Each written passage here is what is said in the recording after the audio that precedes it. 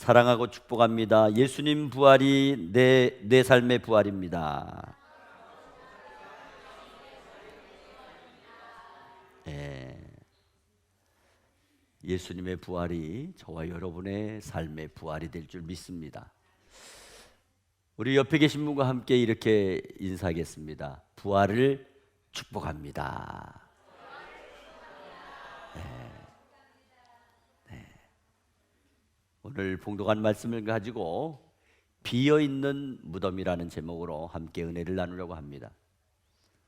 오늘 본문 말씀에 보게 되면 안식 후 첫날 무덤을 찾은 막달라 마리아는 무덤에 돌문이 열려 있는 것을 발견했습니다. 그래서 제자들을 찾아가서 소식을 전했습니다. 예수님이 계시지 않는다. 누가 예수님의 시체를 가지고 간 것 같다. 그래서 예수님의 제자들이 무덤을 확인하기에 갔지만은 역시 예수님은 계시지 않았습니다. 마리아는 빈 무덤에서 부활하신 예수님을 만나게 됩니다. 안식 후 첫날, 즉 새창조의 첫날에 예수님께서 부활하신 것입니다. 무덤을 막고 있던 돌은 이미 옮겨져 있었고 소식을 듣고 달려온 제자들은 예수님의 시신을 쌌던 세마포만 확인했습니다. 수건으로 얼굴을 감싸고 나왔던 나사로는 다시 죽었지만 세마포와 수건을 남겨두고 부활하신 예수님은 무덤에 계시지 않았습니다.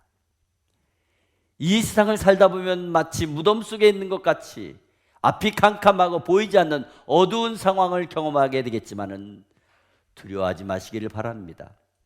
오늘 새벽에 살아나신 예수님께서는 당신을 붙잡으려는 마리아에게 나를 붙잡지 말라고 말씀하셨습니다. 왜? 예수님께서는 아버지께로 가셔야 하기 때문이고 마리아는 사람들에게 달려가 예수님의 부활을 증언해야 되기 때문입니다. 예수님의 두 제자는 예수님 시신이 사라진 현실을 보고 믿었지만은 예수님께서 부활하신 현실은 믿지 못한 것입니다. 말씀이 그들의 눈앞에서 현실로 드러났지만은 깨닫지 못한 채 각자의 집으로 돌아갔던 것입니다. 저와 여러분이 주일마다 드리는 이 주일 예배는 부활하신 예수님을 생생히 만나는 현장이 되어야 되는 것입니다. 그냥 집으로 교회 왔다 집으로 돌아가는 일이 없도록 믿음의 눈을 열어 부활하신 예수님을 바라보고 기쁨의 예배를 드리는 은혜가 되기를 간절히 바랍니다. 한 번은 꽃을 파는 한 할머니 권사님이 항상 밝게 웃으면서 살아가고 있었습니다.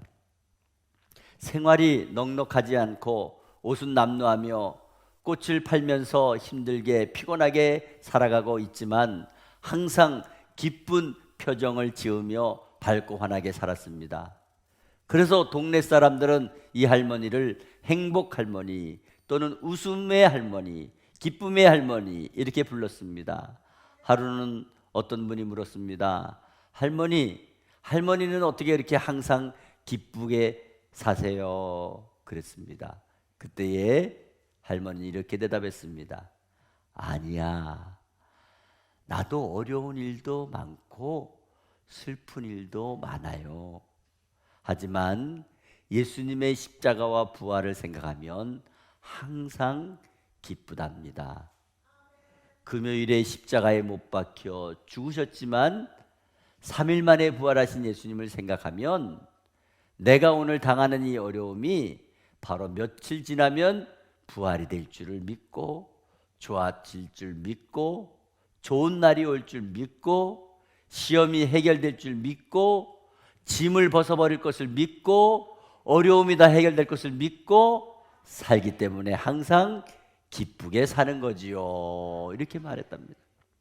여러분, 아무리 추운 겨울이라고 하더라도 우리는 봄이 올 것을 알고 기다리는 것처럼 우리의 삶 속에 여러 가지 어려움이 찾아온다고 하지만 우리에게 반드시 따뜻한 삶의 봄이 찾아올 것을 믿으시기 바랍니다.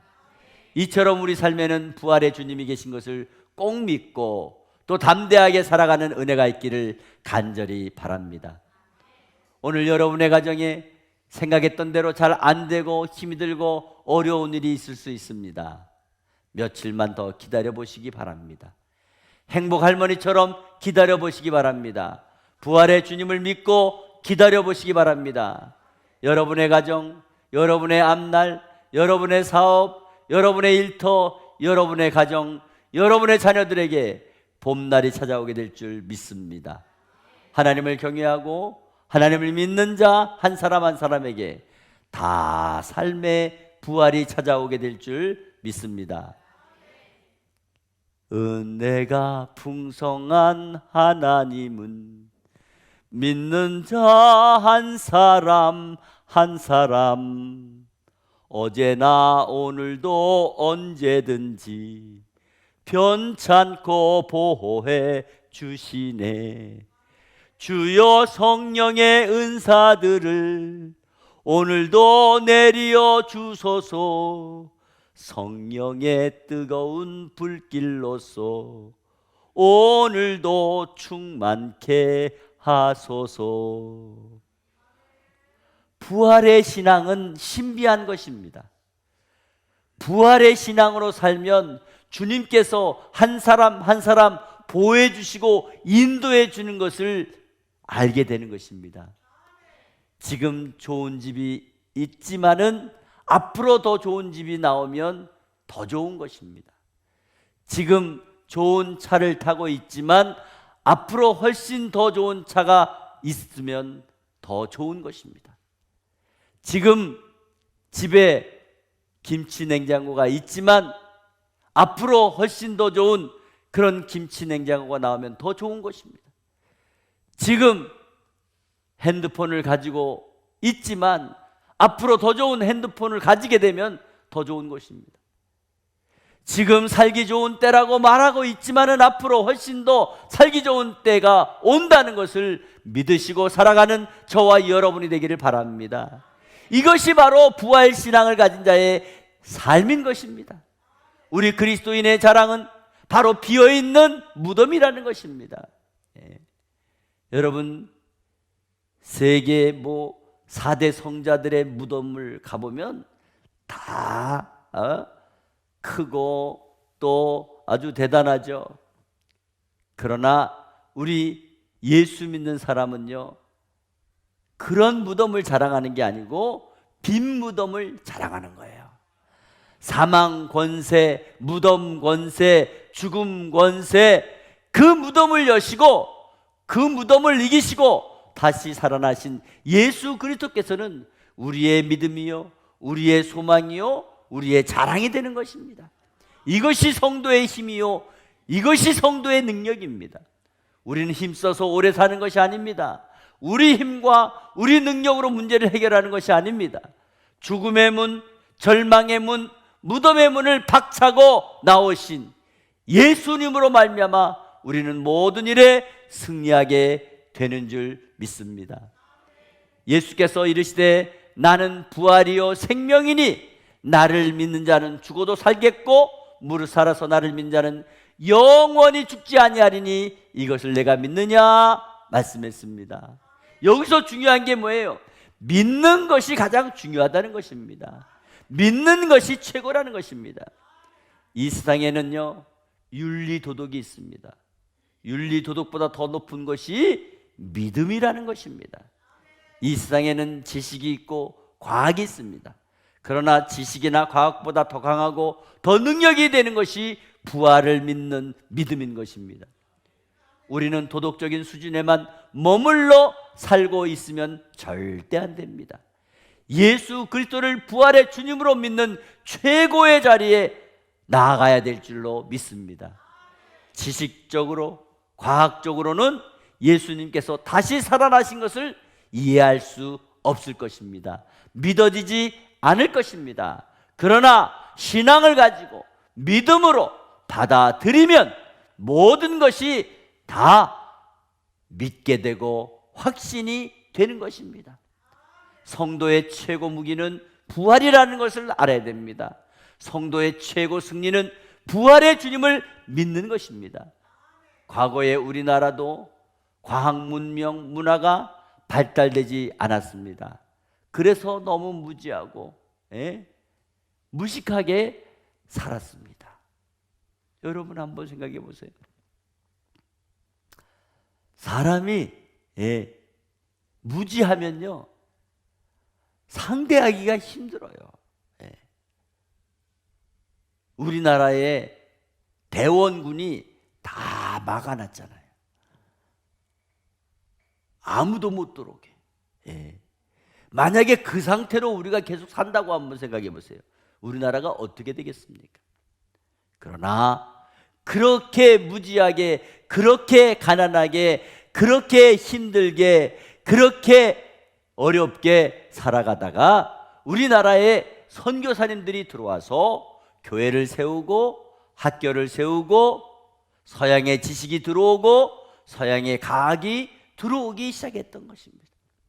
그래서 우리나라가 무식하고 무지할 때, 서당에 가서 한문 공부만 하고 있을 때 선교사님들이 들어와서 제일 먼저 학교를 세운 것입니다. 지금의 연세대학교가 연희학당이었습니다.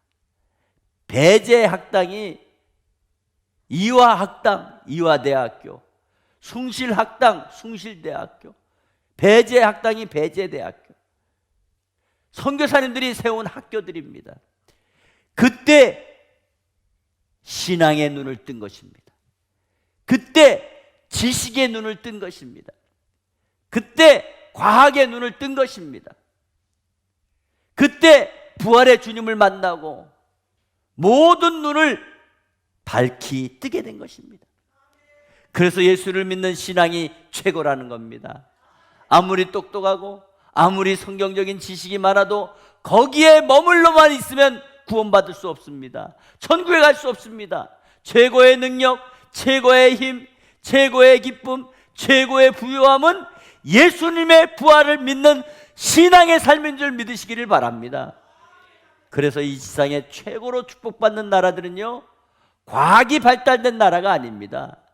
예수님을 잘 믿는 나라가 과학이 발달되고, 예수님을 잘 믿는 나라가 경제가 발달되고, 예수님을 잘 믿는 나라가 지식도 발달되고, 예수님을 잘 믿는 나라가 교육도 발달되는 것입니다. 그런 것이지 예수님을 제쳐놓고 복음을 제쳐놓은 민족, 아무리 잘 되는 것처럼 보여도요 과학도 뒤떨어지게 되고요, 지식도 뒤떨어지게 되고요, 경제도 뒤떨어지게 되고요, 모든 것이 다 뒤떨어지게 되어 있는 것입니다. 여러분, 저 우주 달나라에 어떤 나라가 제일 먼저 가신 줄 아시죠? 구소련, 러시아가 제일 먼저 갔습니다. 그때 간 사람이 가가린이라고 하는 사람이에요. 무신론자예요. 무신론자. 그 사람은요 갔다 와가지고 뭐라는 줄 알아요? 거기는 토끼도 없대.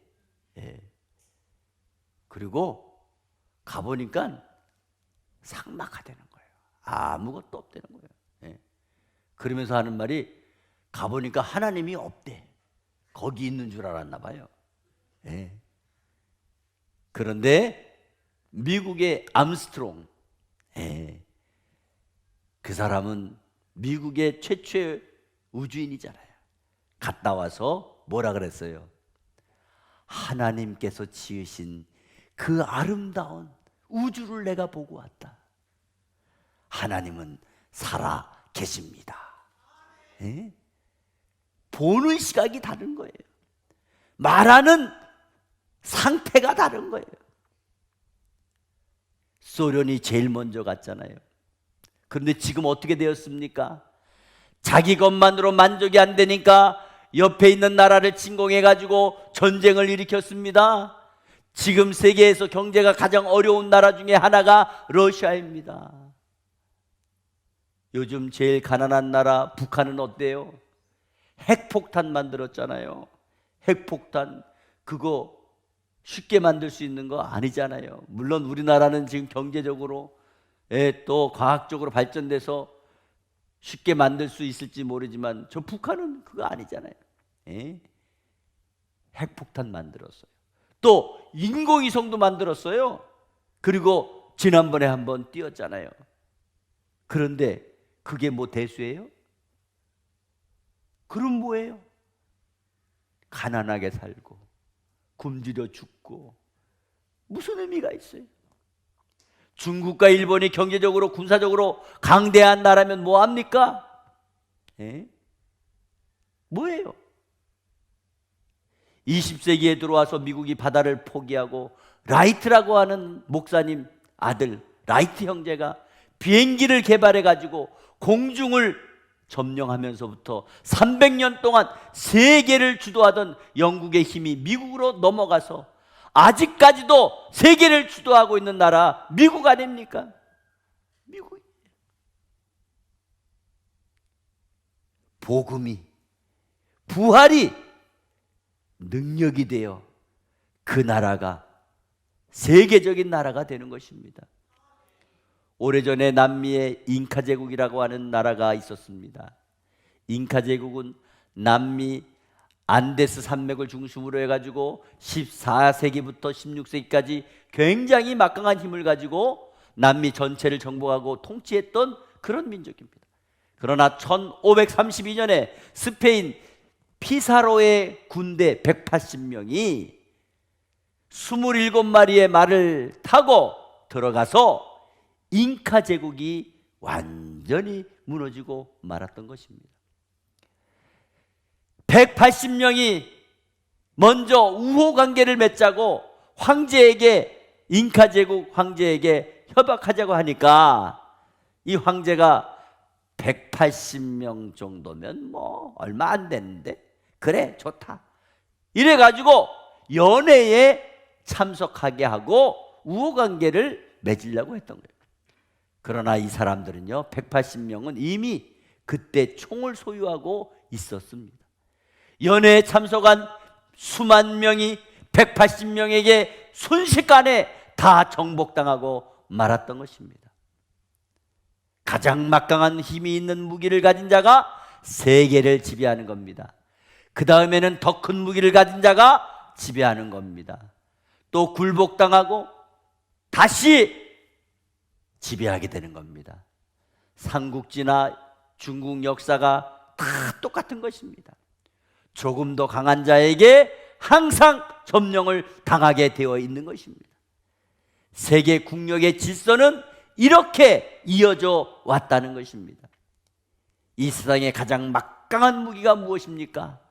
사망 권세에 이기신 예수님의 십자가인 줄 믿으시기 바랍니다. 십자가로 무장하는 사람은 개인이나 민족이나 가정이나 사업이나 절대 망하지 않습니다. 부활의 생명으로 무장한 인생은 영원한 승리자가 될 줄 믿습니다. 사랑하는 성도 여러분, 저와 여러분의 가정이 부활의 주님과 함께 살아가는 승리의 가정이 되기를 바랍니다. 여러분의 가정을 해칠 자가 없습니다.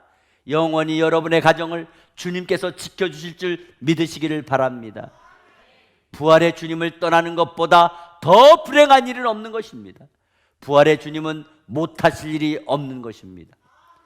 1885년 4월 5일 부활절 아침에 미국의 언더우드라고 하는 선교사님과 아펜젤러라고 하는 선교사님이 우리나라 인천 제물포항에 들어오게 되었습니다.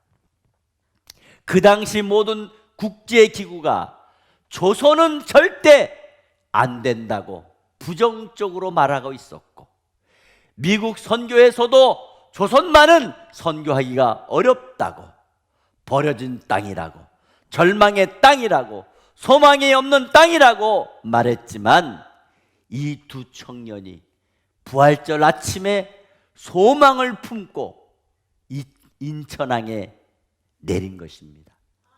그리고 본국으로 편지를 이렇게 써서 보냈습니다. 우리는 부활절에 조선에 왔습니다. 소망이 없다고 하는 절망적인 나라, 어둠의 나라 조선에 왔습니다. 아무것도 예측할 수 없는 어두운 나라입니다. 그러나 죽음을 이겨내시고 부활하신 예수님께서 이 황무지 같은 어두운 땅의 결박도 끊어주시고 많은 사람을 빛과 자유의 세계로 인도해 주시기를 간절하게 기도하고 있습니다. 그 결과 오늘날 저와 여러분에게 복음의 열매가 맺게 된 것입니다. 그렇습니다. 아무리 절망의 땅이었지만, 아무리 가난과 비극의 불쌍한 민족이었지만은 부활의 주님께서 빛을 비춰주시면 어둠의 세력은 다 물러가는 것이고 100년도 채 안 되어서 복음의 놀라운 축복과 은혜의 땅이 되었다는 것입니다. 부활의 능력과 함께 주어진 은혜의 산물인 것을 믿으시기 바랍니다. 2023년 부활절을 맞이하여 또 코로나로 인하여 캄캄하고 어두웠던 이 나라, 이 민족에게 부활의 아침빛이 저와 여러분을 비롯해 가족 중에 아직 죄악의 무덤 속에 있는 분이 있습니까? 형제 중에 세상 정욕의 무덤을 쫓아가는 불행한 분이 있습니까? 이제는 그곳에서 나와 부활의 주님을 만나고 부활의 주님을 증거하고 부활의 주님과 함께 살아가는 승리의 삶이 되시기를 간절히 바랍니다. 부활의 신앙만이 삶에 승리할 수 있습니다. 오늘 이 세상을 살아가는 수없이 많은 사람이 부활의 주님을 저버리고 살아가고 있습니다. 바로 눈앞에 보이는 것만 바라보고 나갑니다. 조그만 일에도 낙심합니다. 조그만 일에도 절망합니다. 조그만 일에도 자포자기합니다. 조그만 일에도 자살해버리고 맙니다. 우리가 죽을 일은 이 세상에 절대 없습니다. 우리가 속상할 일도 절대 없습니다. 다 주님이 알아서 해주시고, 다 주님이 맡아서 해주시고, 다 주님이 도와주십니다. 우리 모두 합력하여 선을 이루는 것입니다. 어려움도 사실은 안 오는 것보다 오는 게 좋은 것입니다. 왜? 그 어려움 견뎌내려고 그 어려움 대처하는 능력 발휘하다가 더 큰 능력자 되는 줄 믿습니다. 우리나라는 오늘날까지 어려움이란 어려움 다 당하면서 여기까지 온 나라입니다. 그러나 지나놓고 보면 그 어려움 때문에 우리가 얼마나 많이 기도했습니까? 또 그 어려움 때문에 더 잘된 것 많이 있지 않습니까? 사실 어려움 때문에 손해본 일도 있지만은 또 이득 본 일도 있지 않습니까? 왜 그렇습니까? 예수님께서 어려움을 좋게 만들어 주실 줄 믿습니다. 모든 것이 합력하여 선을 이루게 하시는 능력이 저와 여러분과 함께 하실 줄 믿습니다. 우리는 믿습니다. 부활의 주님을 믿습니다. 십자가에 못 박혀서 내 죄와 내 허물을 사해 주신 사랑의 주님을 믿습니다. 주님과 함께 살아가는 부활의 아침에 비어있는 무덤을 자랑하고 증거함으로 저와 여러분의 가정이, 저와 여러분의 사업이, 저와 여러분의 일터가, 저와 여러분의 자녀들이 부활의 삶으로 승리하는 놀라운 은혜가 있기를 주 예수 그리스도의 이름으로 축원합니다. 축원합니다.